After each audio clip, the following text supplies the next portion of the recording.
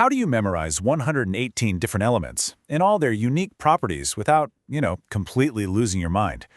Honestly, if you've ever stared at the periodic table and just felt completely overwhelmed by that massive block of letters and numbers, you are definitely not alone.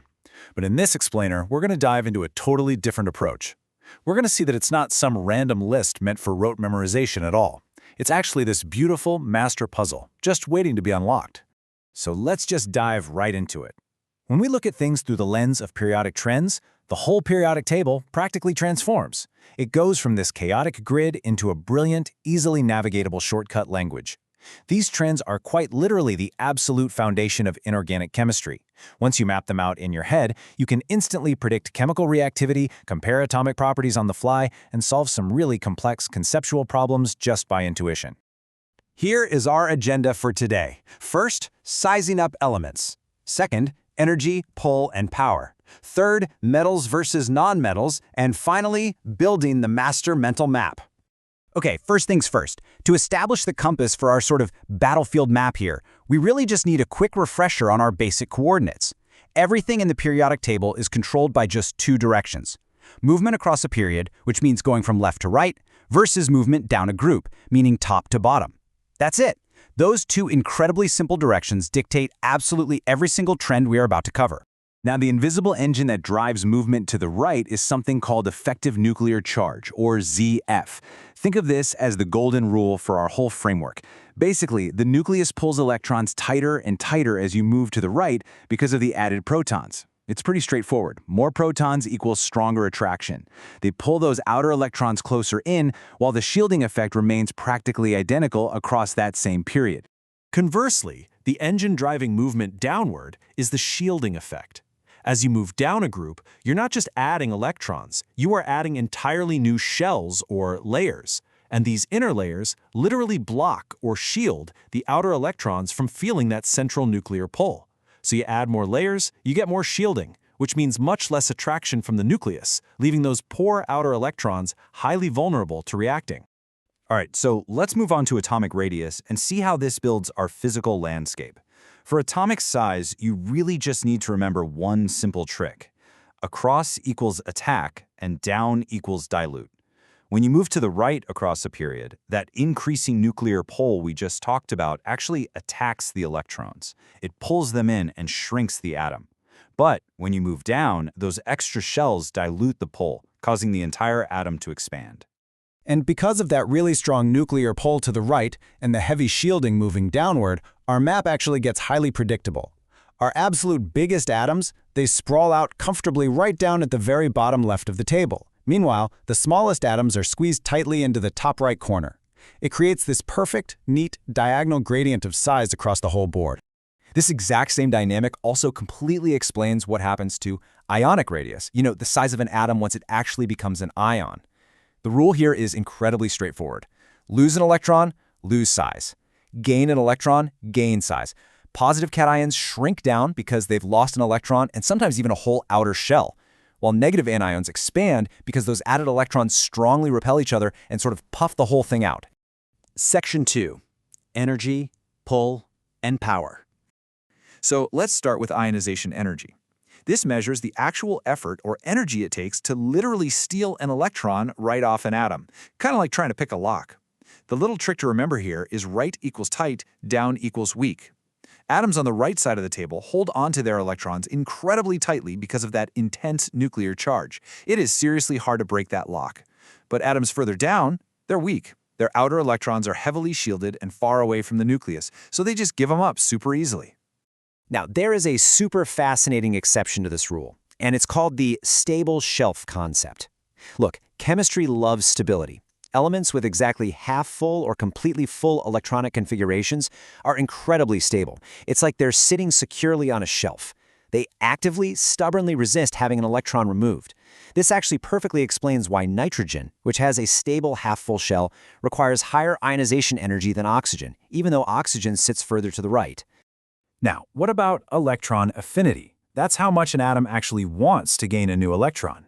Well, the general rule of thumb is that atoms crave them more and more as you move across to the right. They are just absolutely desperate to fill those outer shells. Obviously, the noble gases are the exception here since their shells are already totally full, so their affinity is practically zero. But get this, there is a really cool quirk. Chlorine actually beats out fluorine for the highest electron affinity.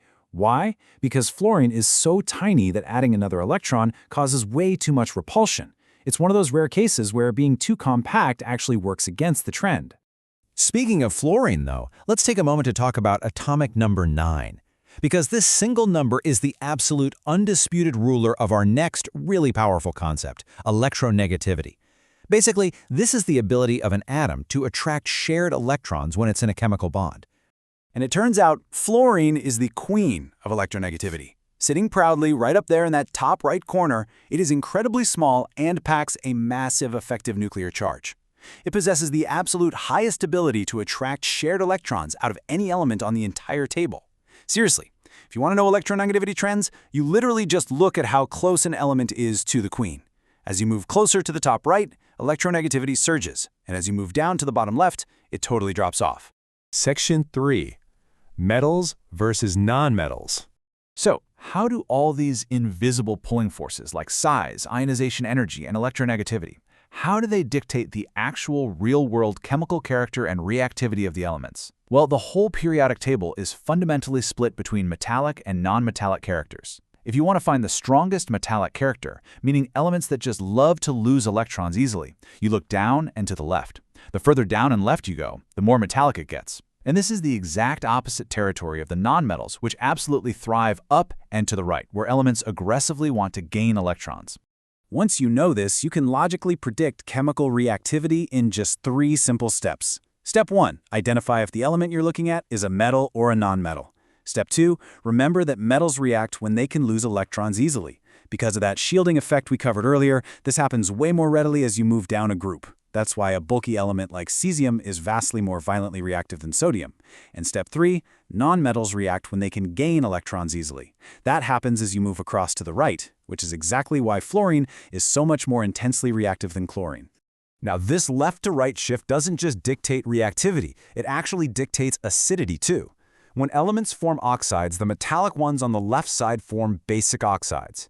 Then, as you move across the period to the right, you pass through amphoteric oxides right in the middle until you arrive at the nonmetals, which form fully acidic oxides. It is this perfectly logical gradient across the board that ties all those invisible concepts directly to tangible, measurable outcomes in a chemistry lab. Section 4. The Master Mental Map. So, to synthesize all of this, the source material imagines the periodic table as almost like a thermal temperature map. So picture this. The top right corner is the highly charged hot zone. This is where all the small, fierce elements live. They have super high electronegativity and high ionization energy. Then, on the complete opposite extreme, the bottom left is the big, bulky, slow, cold zone. These elements are absolutely massive, with low electronegativity and low ionization energy. They practically give away their electrons without a fight. This framework creates what is essentially the ultimate cheat sheet. Just look at how perfectly physical size, energy pull, and metallic character map directly to our 2 basic compass directions. If you track across a period to the right, the atomic radius decreases, while ionization energy and electronegativity surge, and the metallic character just completely drops off. But if you track down a group to the bottom, the atoms significantly expand, that intense energy and pull decreases, and metallic character increases dramatically. Everything is totally systemic. It's all wonderfully interconnected. Honestly, the true power of this framework is that you never, ever have to fall back on blind rote memorization again.